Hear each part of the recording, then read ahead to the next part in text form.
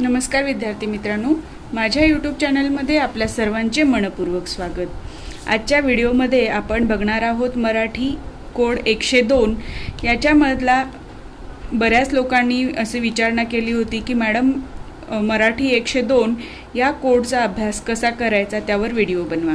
आता हा जो सब्जेक्ट आहे मराठी 102 तोच मराठी MAR 101 या कोडने सुद्धा ओळखला जातो। याचा कसं आहे, आपलं जनरल G01 G02 आणि G11 आणि G15 ह्या जे कोड आहेत अभ्यासक्रमाचे त्यामध्ये मराठी 101 आणि 102 या कोडने हा विषय अभ्यासला जातो।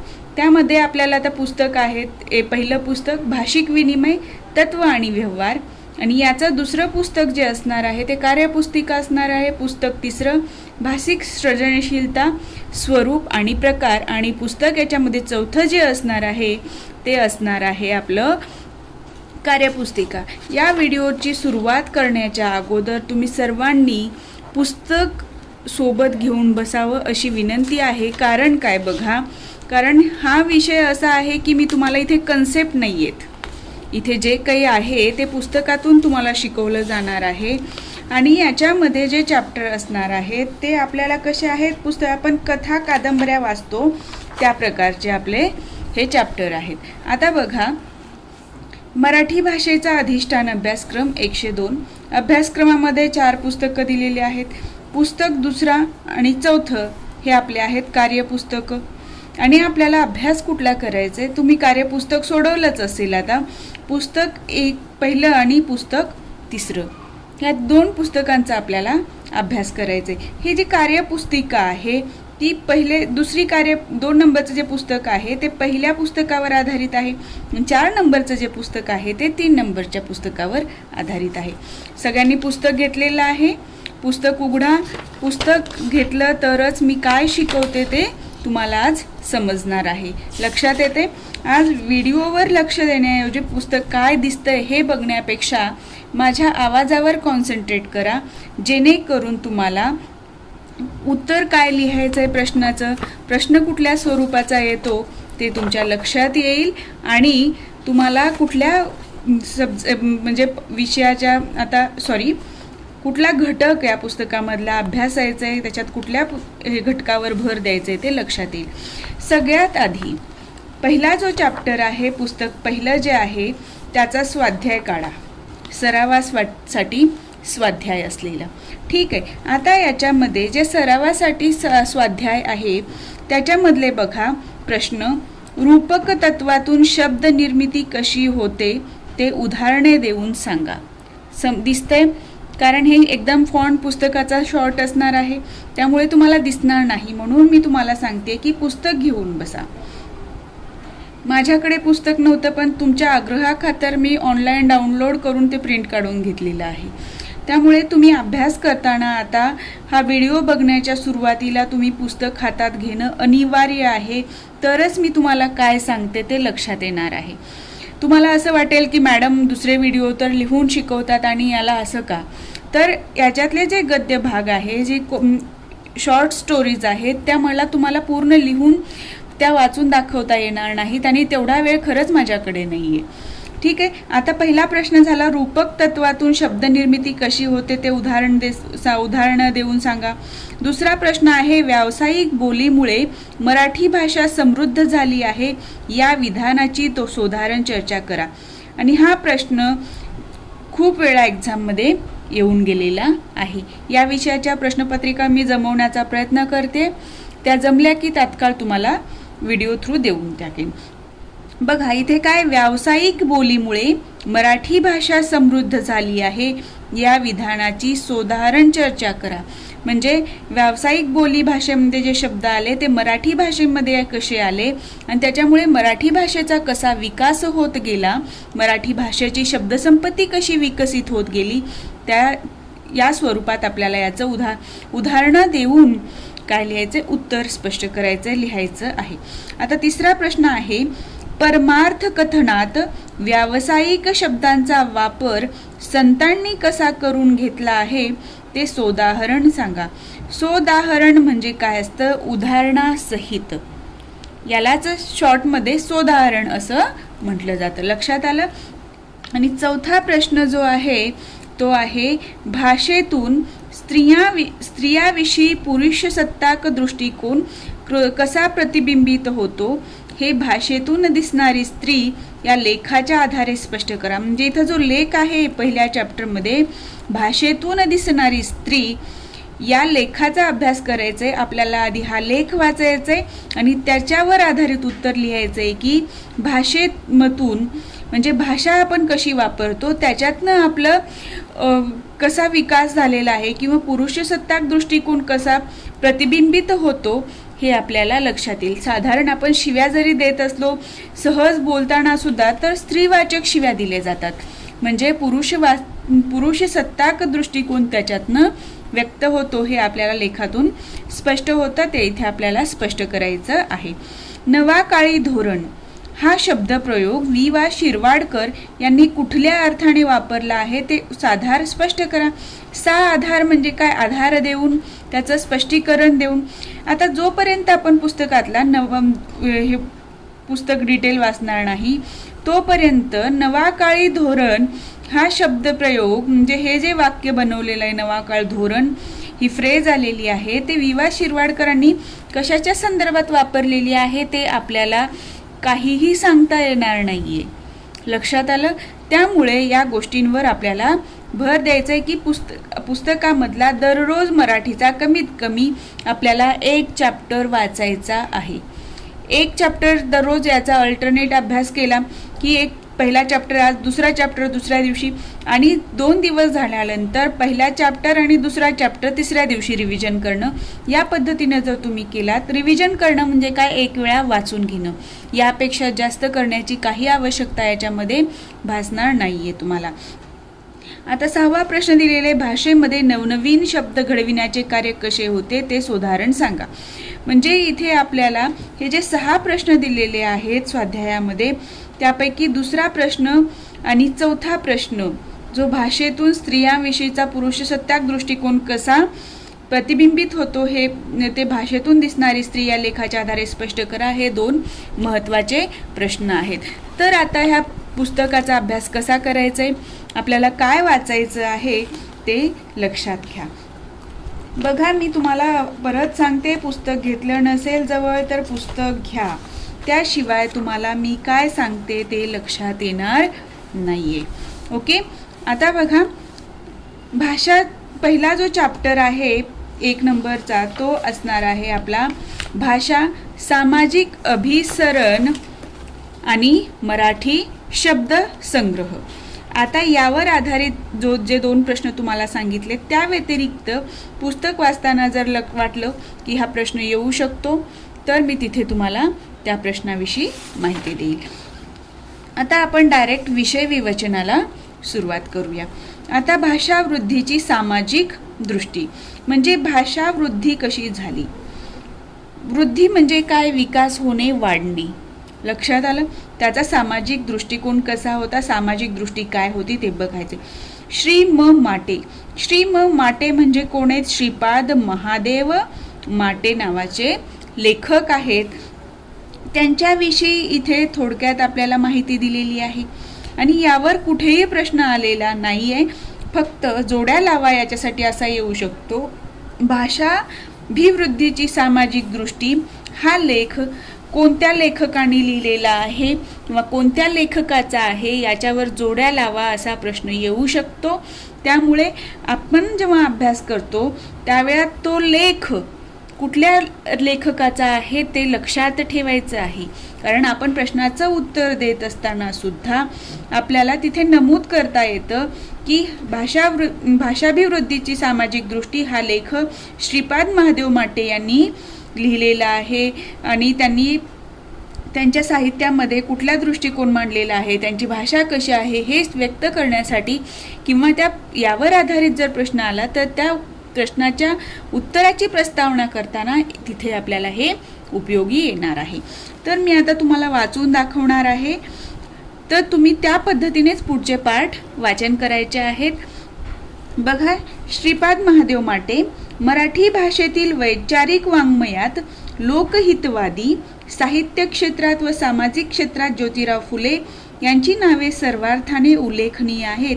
या परंपरेत श्रीपाद महादेव माटे यांचे वैचारिक लेखन येते. म्हणजे आपल्याला काय लक्षात आलं? श्रीपाद महादेव माटे, श्री म माटे यांचं लेखन कसं आहे? वैचारिक लेखन आहे. तर वैचारिक लेखन अजून कुठल्या साहित्यिकांनी केलेलं आहे? तर लोकहितवादींनी आणि ज्योतिराव फुले यांनी केलेलं आहे. ह्या तुम्हाला या पॅऱ्यातनं लक्षात येतं.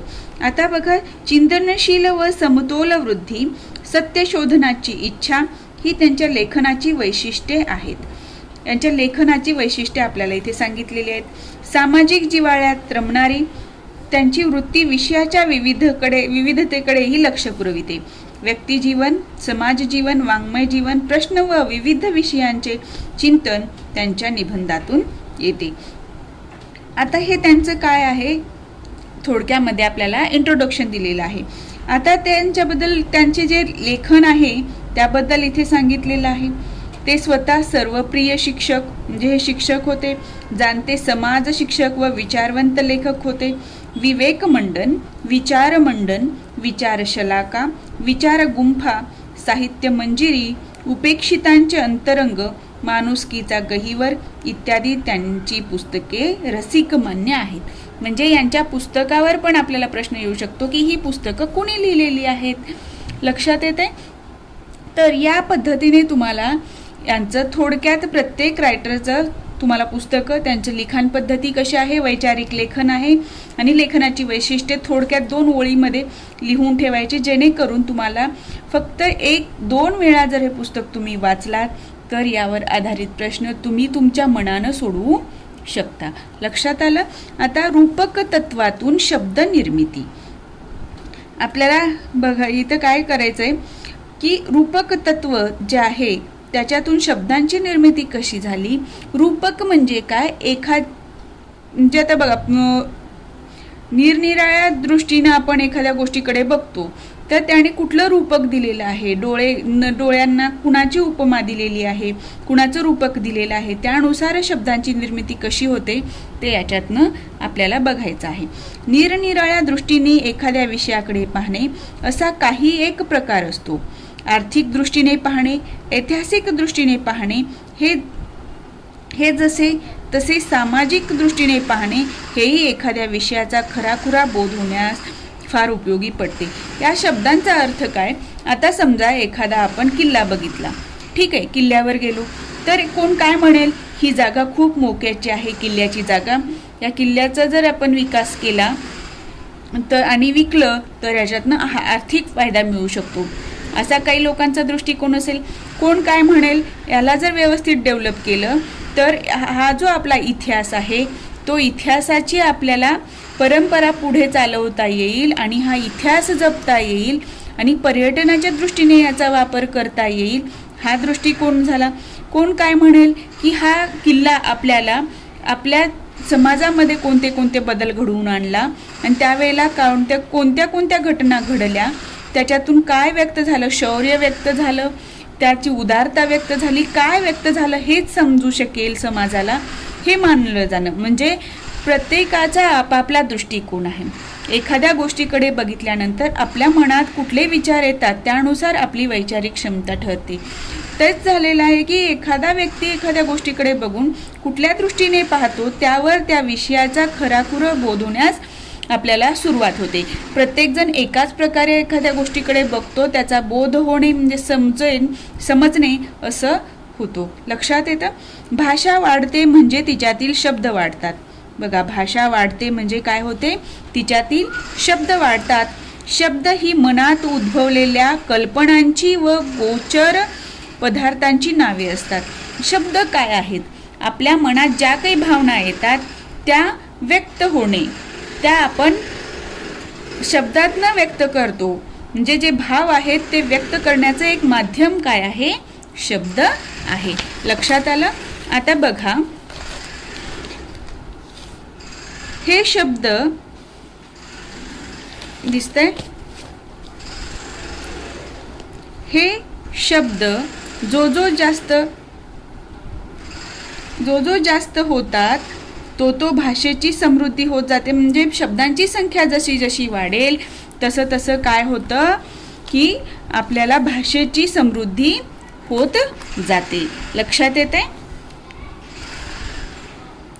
शब्दांची वाढ अधिक होण्याची जी अनेक साधने आहेत त्याची रूपकांची योजना हे एक फार मोठे साधन आहे. म्हणजे शब्दांची जी वाढ होते त्यामध्ये रूपकाची योजना म्हणजे रूपक या पद्धतीचा वापर करून शब्दांची वाढ होते यातनं सांगितलेलं आहे. आता हे पूर्ण मी वाचून दाखवणार नाहीये. आता हे तुम्हाला मी कसं वाचायचं पुस्तक आणि अर्थ कसा घ्यायचा ते सांगितले. आता बघा इथे आपण डायरेक्ट दुसऱ्या पॅरावर येऊया. पेज नंबर 3 वरच्या. एखाद्याने 15 मिनिटाच्या बोलीत जर एखादा हेलकरी केला पण मुक्कामाचे घर लवकरच सापडले नाही म्हणून त्याने त्याला पाऊण तास तेवढ्याच मजुरीवर रखडविले तर आपल्या या पराक्रमाचे फुशारकीने वर्णन करताना तो म्हणतो. म्हणजे घटना दिलेली आहे इथे. एखादा व्यक्ती आहे त्याने काय केले 15 मिनिटाच्या बोलीनं एखादा हेलकरी केला म्हणजे 15 मिनिटाचा वेळ दिला त्याच्यासाठी आणि त्याला त्या 15 मिनिटासाठी काय केलं घेतलेलं आहे कामावर. पण काय झालं मुक्कामाचं घर लवकर सापडलं नाही म्हणून त्यानं काय केलं पाऊण तास तेवढीच मजुरी दिली आणि त्याला काय केलं रखडवलं. आणि तो ह्याचं काय करतो फुशारकीने वर्णन करतो. त्यावेळेला तो म्हणतो मी त्या हेलकऱ्याला तसेच पुढे ताणीत नेले. हेलकरी म्हणजे जो व्यक्ती आहे जो काम करतो त्याच्याकडे त्याला म्हणलेलं आहे ते त्याने वर्णन करताना काय केलं मी त्या हेलकऱ्याला तसेच पुढे ताणीत नेले. इथे काय केलं ताणीत नेले म्हणजे आता अगदी प्रथम ज्याने ताणीत नेले हा शब्द प्रयोग केला तसेल त्याचे काव्यमय रचना केली होती असे स्पष्ट होते. म्हणजे इथे केलं बघितल्यानंतर सुरुवातीला काय वाटतं काव्यमय रचना आहे पण ते काय झालं सतत हे भाषेमध्ये वापरलं गेलं आणि तो शब्दप्रयोग भाषेमध्ये आला म्हणून याचे रूपकत्व काय झालं लयाला पावला आणि तो एक डेली यूजचा शब्द बनला आणि तो आपल्या दररोजच्या भाषेमध्ये उपयोगी शब्द म्हणून वापरला जाऊ लागला. दुसरं एक उदाहरण दिलेलं आहे बघा इथे. रबराचा तुकडा एक बोटभर लांब असतो व एरवी मोजून पाहिले तर त्याची लांबी तितकीच भरते पण काही कारणासाठी हेच रबर ताणले तर हातभर लांब होते. अर्थात ही लांबी अंगीकारताना रबराला क्लेश होतात हे सहज दिसते. म्हणजे रबराला त्रास होतो असं म्हणतात. हा ताणणे याचा अर्थ आहे. ताणणे म्हणजे बघा इथे ताणीत नेले म्हणजे काय इथे त्याला त्रास दिला. मी त्या हेलकऱ्याला तसेच पुढे ताणीत नेले म्हणजे इथे सांगितलं रबराला जसं आपण ताणतो म्हणजे त्याला काय झालं त्याचा आकार वाढला पण त्या रबराला त्रास होतो क्लेश होतो. हेच ताणणे या शब्दाचा अर्थ याच्यातनं व्यक्त होतो असं इथे सांगितलेलं आहे. या पद्धतीने तुम्हाला याच्यामध्ये जे शब्द आले आहेत कळवणे बघा कवळणे शब्द जिथे जिथे तुमचे हे केलेले आहेत फॉन्ट बोल्ड केलेलं आहे. हटकणे हरताळ या जे शब्द आहेत यावर तुम्हाला प्रश्न येऊ शकतो की रूपक तत्वाचा वापर करून रूपक तत्वाचा शब्द निर्मितीमध्ये किंवा भाषावृद्धीमध्ये कसा उपयोग होतो हे स्पष्ट करा. हे तुम्हाला प्रश्न येणार आहे. आता ह्याच्यावरून तुम्हाला लक्षात आलं का की तुम्हाला रूपक तत्व म्हणजे काय. एखाद्या ह्याची उपमा देऊन रूपक व्यक्त करणे आणि याचा उपयोग म्हणजे कसा झाला शब्दामध्ये भाषा कशी वाढत गेली हे शब्द कसे बनले ताणीत नेले हडकणे हरताळ फासणे कवळणे हे जे शब्द बनलेले आहेत याचं काय करायचं तुम्हाला उदाहरण द्यायचं आहे जे पुस्तकात आहेत ते. आता हे मी त्या हेलकऱ्याला ताणीत नेले ताणणे या शब्दाचा अर्थ जेव्हा हे करायचंय तुम्हाला उदाहरण देऊन स्पष्ट करायचं त्यावेळेला त्याच्या मागची ही पार्श्वभूमी मी तुम्हाला जी वाचून दाखवली ती थोडक्यात लिहायची आणि या पद्धतीनेच किंवा या प्रकारेच भाषेमध्ये संथा देणे स्नान करून मोकळे वाहनात परत काय धाबे दणानून गेले हे असे जे शब्द प्रयोग आलेले आहेत ते रूपकत्वातून आलेले आहेत आणि या प्रकारे भाषेचं सौंदर्य वाढलेलं आहे आणि भाषा समृद्ध झालेली आहे. या पद्धतीने तुम्हाला उत्तर लिहायचं आहे. आणि ते उत्तर लिहिताना इथे एक वाक्य खूप महत्त्वाचं आहे. रूपकत्व गमावून बसून साध्या अर्थाने भाषेत कायम बसलेल्या शब्दांची संख्या भाषेत अफाट आहे. म्हणूनच भाषेला फॉसिल पोएट्री असे म्हटलेले आहे. हे रिकाम्या जागेसाठी प्रश्न येऊ शकतो किंवा तुम्हाला असा प्रश्न येऊ शकतो की भाषेला फॉसिल पोएट्री असे का म्हटले जाते. तर याचं उत्तर तुम्हाला कुठून मिळणार आहे? रूपकत्वातून शब्दनिर्मिती ह्या भागातून येणार आहे. त्याच्यातून तुम्हाला उदाहरणं देऊन सांगायचे की अशा प्रकारे रूपकत्व सुरुवातीला रूपकतत्वातून त्याची निर्मिती झाली, पण नंतर नेहमी त्याचा वापर होत गेला आणि त्याची जी काव्यात्मकता आहे ती बोथट होत गेली. त्याचं रूपकत्व गमावलं गेलं आणि ते कसे झाले? भाषेमध्ये साध्या भाषेत आपण बोलतोय, सतत आपल्या भाषेत येतात अशा पद्धतीने ते भाषेत वसलेले शब्द आहेत. म्हणून त्याला आपण म्हणतो फॉसिल पोएट्री असं तुम्हाला तिथे उत्तर द्यायचं आहे. लक्षात आलं? या पद्धतीने तुम्हाला हे प्रश्न सोडवायचे आहेत आणि तुम्हाला याच्याशिवाय पर्याय नाही आहे. दुसरा एक पार्ट बघा, व्यवसाय भाषांची प्रमाण भाषेला देणगी. आता व्यवसाय भाषांची प्रमाण भाषेला देणगी यावर आधारितही प्रश्न तुम्हाला आलाय की व्यवसायाची भाषा, व्यवसायातले शब्द भाषेला कसे समृद्ध करतात ते स्पष्ट करा. हा जो स्वाध्यायामध्ये तुम्हाला प्रश्न मी दाखवला होता तो इम्पॉर्टंट प्रश्न आहे आणि तो परीक्षेमध्ये बऱ्याच वेळा येऊन गेलेला आहे. तर त्याचा सुद्धा तुम्हाला इथे बघा, इंगा फिरणे, ठिय्या मांडणे किंवा ओळंबा, समेवर आले, खळ फार लावली, अगदी पाणी लावून, हे जे शब्द आहेत ते तुम्हाला तिथे काय करायचे आहेत? उत्तरामध्ये येऊ द्यायचे आहेत की हे व्यवसाय भाषा. बघा, व्यवसाय म्हणजे काय? वेगवेगळ्या प्रकारचे व्यवसाय जे आपल्या समाजामध्ये लोक करतात, जसं की धोबी काम आहे, सुतार काम आहे, इस्त्रीवाला आहे, ठीक आहे, गायक आहे, परत कुंभार आहे.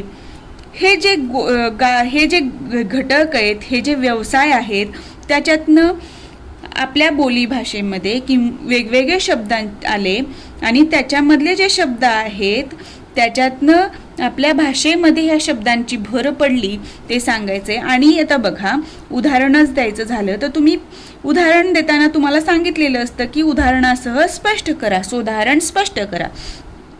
तर आता इंगा फिरणे हा शब्द कुठून आला?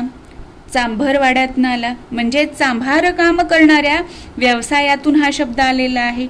तर आता इंगा फिरणे मागे काय ह्याची हिस्ट्री आहे बघा. इथे काय सांगितलेलं आहे? इंगा फिरणे सध्या सुद्धा प्रत्यक्ष त्या समाजातील नसूनही थोड्या ओळखदेखीमुळे व व्यवहारामुळे आपण काही रूपक योजून त्यांना सामान्य शब्दांचा गौरवही प्राप्त करून दिला आहे. म्हणजे आपल्याला हे माहिती नाही आहे एक्झॅक्ट काय आहे, थोडक्यात माहिती आहे, तरी सुद्धा ते शब्द आपण सामान्य भाषेमध्ये आपण सहज बोलताना वापरतो.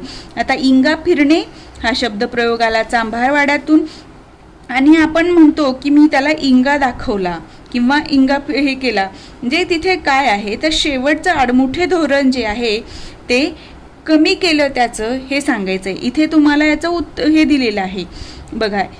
कातडे मूळचे खडखडीत व अगदी आडमुठे असे असते.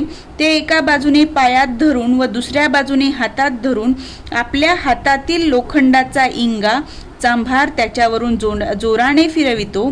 असे त्यांनी काही एक दोनदा केले म्हणजे ते आडमुठे कातडे अंगावरून वारे गेल्याप्रमाणे अगदी ढिले पडते. हा अर्थ ध्यानात आला म्हणजे मोठे खाडखाड बोलत आहेत, पण एकदा साहेबा पुढल्या नोकरीचा इंगा फिरला म्हणजे नरम येतील. या टीका वाक्यातील रूपकाची खरी खुमारी ध्यानात येईल. म्हणजे जोपर्यंत तुम्हाला इंगा फिरणे म्हणजे काय हे माहीत नाही तोपर्यंत तुम्हाला ह्या शब्दाचा अर्थ लक्षात येणार नाही. तर याच्या मागची जी पार्श्वभूमी आहे इंगा फिरणे, ही कशात आहे तर चांभार कामात आहे. या चांभार काम करणाऱ्या व्यवसायामध्ये आहे. लक्षात आलं? हे तुम्हाला इथून स्पष्ट होतं आणि त्याचा तुम्हाला भाषेची समृद्धी होण्यास कसा हातभार लागला ते स्पष्ट करायचं आहे. दुसरा बघा, ठिय्या. ठिय्या कुठून आला तर सुतारखान्यातून आला. आता हा ठिय्या काय आहे तर काय, आता एक वाक्य इथं पुस्तकात दिलेलं आहे तुम्हाला, पण काकासाहेब ठिय्या देऊन बसले होते, ते हलेच नाथ. म्हणजे याच्यातनं काय आलं, ठिय्या देऊन बसले म्हणजे काय तर इथं ठिय्या या शब्दाचा अर्थ काय बघा, पायाखाली धरून जर एखादी फळी रंधावयाची असली तर ती पुढे निसटू नये म्हणून पुष्टीपत्ररूपी जे मोठे लाकूड खाली असते त्याला एक आडवी पट्टी सुतार लोक ठेवतात व त्याला अटणीला ही रंधावयाची फळी लावतात. ही जशी लहानशी आडवी ठोकलेली पट्टी असते तिला ठिय्या असे म्हणतात. म्हणजे एखादी गोष्ट हटू नये जागची, ती हलू नये म्हणून तिथे काय ठिय्या लावली जाते. मग यावरून शब्दाला ठिय्या देऊन बसले, म्हणजे ठिय्या हा शब्दाला सुतारक व्यवसायातून. लक्षात आलं?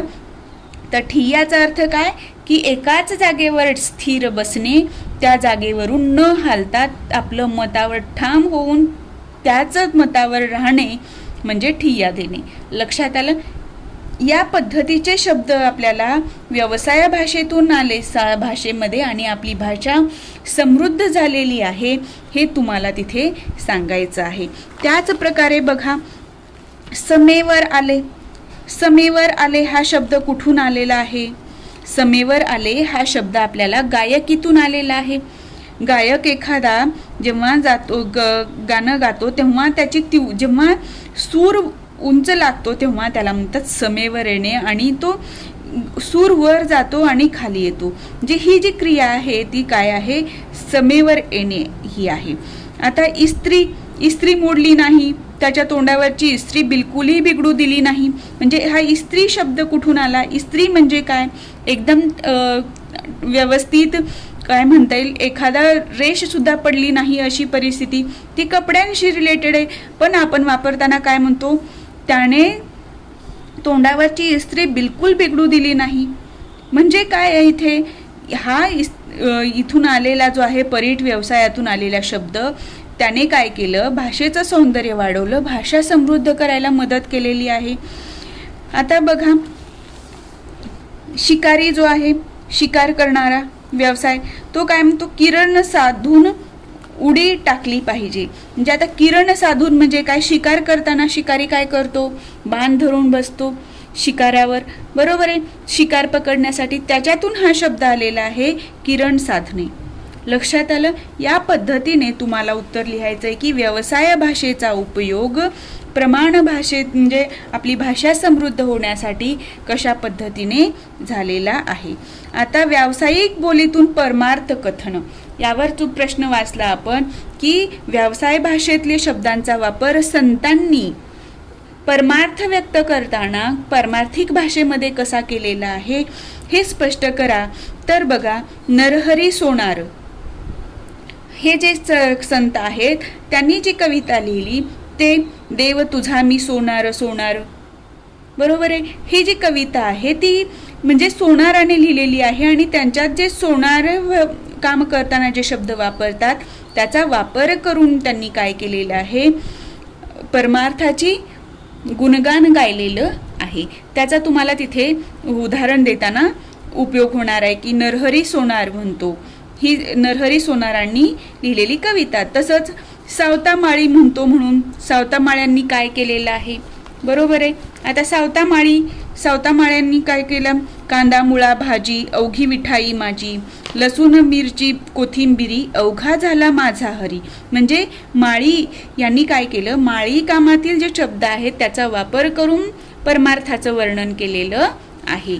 परत सेना नावी म्हणतो, म्हणजे नावी जे आहे सेना नावी, हा नावी आहे, त्यांनी काय केलं, आम्ही वारीक करू हजामत बारीक.